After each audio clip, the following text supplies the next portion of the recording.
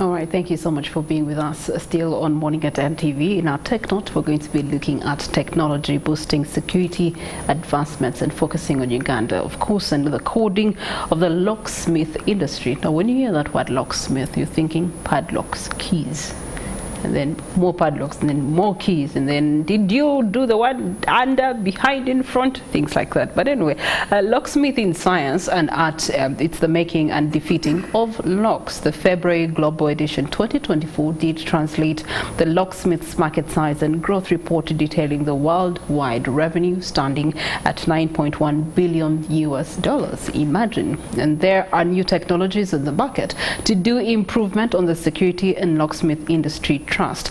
Now, for enhanced understanding, we do have a locksmith with us this morning. He's called Mr. Cleus Bamutura. He's a managing partner with Iotrix Technologies, and he's here to expand more on this industry. Good morning to you, Cleus. Good morning, Priscilla, and thank you for inviting me over to especially talk about a subject I'm very familiar with. Yeah, we are all very familiar with this subject, lock. Yes. And so traditionally, when we hear that word, we're thinking padlock. We know which kind of padlocks, the ones that have the sensors or the ones that do the ting, ting, ting, ting, how many keys, you have a batch of keys and things like that. But in 2024, I believe that has changed. And so what does the industry look like today? Actually, the locksmith industry dates way back, and precisely what you've been talking about is the true detail of the locksmith industry.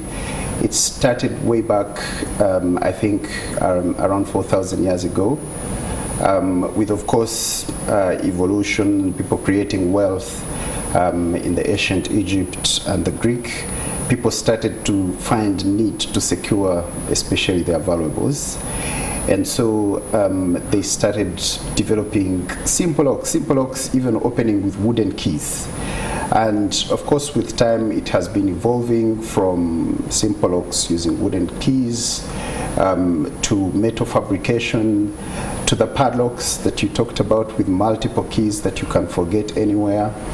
And now, currently in this century, in 2024, there's quite an advancement that we are even beginning to have locks that you can open remotely, locks that you can open using biometrics like fingerprints, locks that you can open using NFC technology, using swiping cards, using electronic keys that you can use on your phone. Basically, you can use your phone as a remote to open your door at home when you have these kinds of locks that we have today. Okay. Yes. All right, so the global atmosphere has definitely cast a lot of trends, especially technological advancements in the locksmith industry. And for us here in Uganda, how different is it? How has the technology advancement enhanced the locksmith industry in Uganda? In Uganda in particular, of course, we are currently in that shift where we're changing from the ordinary locks to now the state-of-the-art, more smarter, more safer, and more easy to control kind of locks. The market dynamics, of course, are different because first of all, we have quite a number that is smaller in terms of access to internet and also access to smart gadgets like phones and the like. So because of that, the market is still growing. Because you see, if out of let's say 50 million people, maybe you have around 15 who can have access to smart locks, it means that you still have a deficit of over maybe 20 million that could have access to the same. So the market is growing, and we have specifically been installing these kinds of locks in major facilities. I mean, facilities where people have access to these gadgets, and then they also have access to internet. So places like hotels, offices, but also some individuals. Okay. A number of individual homeowners are also beginning to appreciate this kind of technology. All right, let's talk about access being checked against security, because, well, I mean, at the end of the day, the whole point of locking up something is so that you feel secure, and whatever it is you've locked behind that thing is secure. So what's the correlation between the, access and security currently? The correlation between access and security, first of all, for these kinds of locks that we have, number one is that you, the person who is having access to this place, is the only person who can guarantee access, and or you can, for example, if it's an office, like your office, it's possible for you to add maybe 3 other people that have access to this place, and any person that has access to that space is recorded. If they use, let's say, biometrics, they are recorded as Priscilla has accessed this place at 11 o'clock using a fingerprint. Even the method of access is noted. So and this technology using our application can be able to retrieve reports that can tell us who has accessed at what time. It only does not tell us the purpose. So if you're checking it against security, perhaps maybe there are some lost items, you'll be able to know that probably these are the number of people who have accessed. So immediately you have some locus that you can investigate. And then also we can also incorporate other embedded systems. Like, for example, there are some cameras that can be incorporated in some of these locks, and it's possible for me to even be able to see the person who had access at a particular time. Yes. Okay. So in my view, it tremendously improves security, and the correlation is quite high. That implementing these makes your security much more important than ever before. Okay, with every problem that is being solved, there's usually a twist to it. Exactly, because in the movies I've watched, especially for technology-based advanced locks, you say you've captured someone's fingerprint, and then someone can actually pick it up from a cup, tape it, and then still get a copy of that print and use it. With others, you know, they have to cut off the finger and use the finger to, you know, access this facility. So how secure is that? First of all, this kind of technology can actually use a multi-layer form of security. So, for example, it's possible for us to use, like I told you, we can use a card which uses NFC technology and maybe a fingerprint. So if someone stole your finger, along the way they will probably not access. I have touched my cup, if we have, and then say, yes. If we have layered security, then it's not possible for them to be able to have access if you're supposed to access using both. So probably they would have to look for the card, look for the finger, look for many things. It depends on the level of security that a facility needs. We can be able to program for that, so that it is difficult for anyone to have access apart from those who are authorized. Okay, all right. So you talked about types of access and methods of access. Could you brief us about the ones that you do offer, the types and the methods? Currently, the methods that we are doing, we are using biometrics, which is using fingerprints. We are using NFC technology, which is, we call it near field communication. So basically near field communication means you have to be pretty close, so that is maybe where we use the swipe cards. And then we are also using some codes that can be generated to have access codes for these locks. And then we also use electronic keys. Now basically the electronic keys are also some sort of a game changer.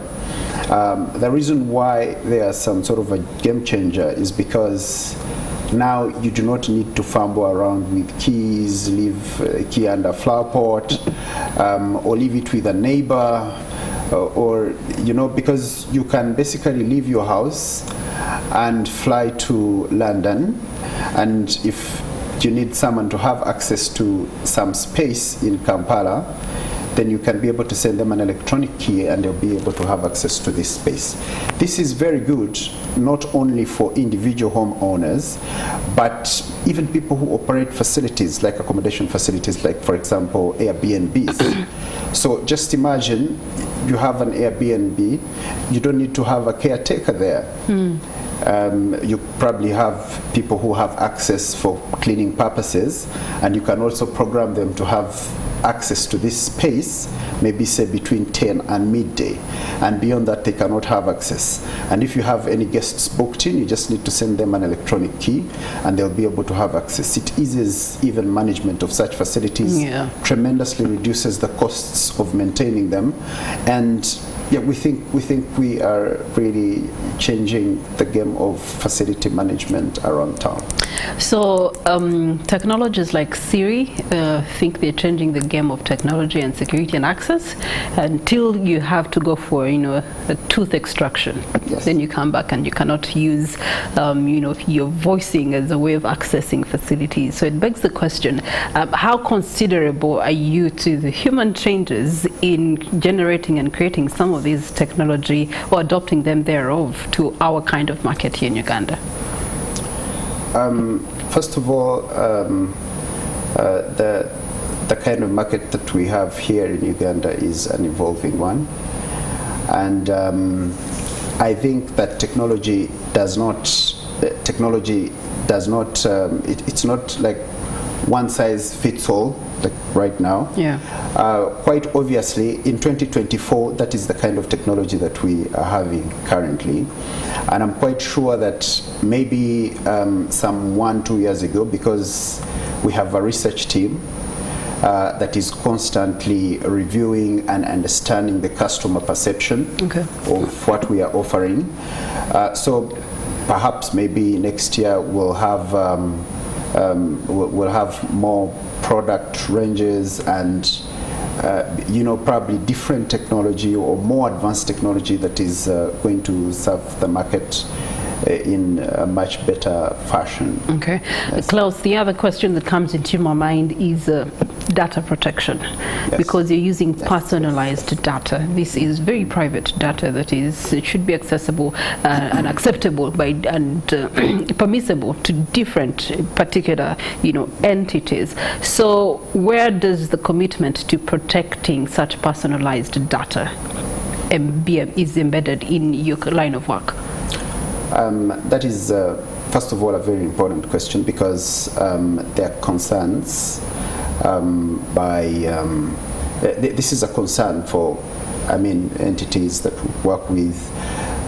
It is even to be a private concern for myself if I'm the one who is giving you my information, or the one who is using your gadgets that are retrieving data and recording it. Now, what we are doing currently is that for facilities like companies and whatnot, we first of all sign confidentiality clauses with the company, but also our application is end-to-end encrypted. So it's the data that we have is between you and us. So if we have that confidentiality agreements activated, then it means that we take responsibility just in case your data has issues. And this is the practice in the technology sector, that you have to protect your client, and you have to protect the data that comes to you. Yes. Okay. What other factors do influence a decision maker in taking up some of these security technologically advanced? There are quite a number of factors. For example, in a growing economy like this one, the number one factor, actually what we have found very relevant, is the cost of acquisition of this technology, because it is advanced, but it also comes at a cost. And so, because, for example, just a single lock could go for about 900,000. And this is a biometric lock or whatever methodology? Well, whatever methodology, we can program that for you at about that price. So now many individuals find that quite a high price because you'll find that maybe it is on average more expensive than the door where they're going to install it. Of course.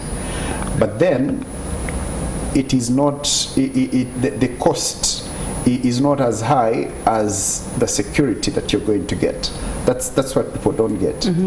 Because you're protecting yourself, you're protecting the things that you have in the house. You're basically protecting maybe an office, maybe some place where you store money. So you're protecting bigger things than just the door. So many people try to think about the cost in relation to, I'm installing a lock of 900,000 or 750,000 door. For them, for some of them, it doesn't. Okay, and is this cost a one-time cost or is it a continuous cost? It depends, but especially for these locks that are not managed as a group, because there are those that we group, like for hotels, because they need more robust reports, which are financial. They also show access in terms of occupancy and whatnot. So apart from those, for those there is some maintenance cost, which is also small, because you have about maybe 100 locks and then you find maybe you're paying about $300 per annum for maintenance. But for these individual locks, it's a one-time cost. Okay. Yeah, if you're having one lock for your door at your office, it's just a one-time cost. Okay, all right. What's the encouragement to Ugandans to pick up on this nature of advancement in technology at the cost of security? First of all, there is, our population has been growing quite tremendously. And the economy has also been growing, but it does not match. If you look at our GDP per capita, it is still quite low. Now, that means that we have a poor population in general. We can't afford so much. Now, such a population also has some level of increase in crime rate.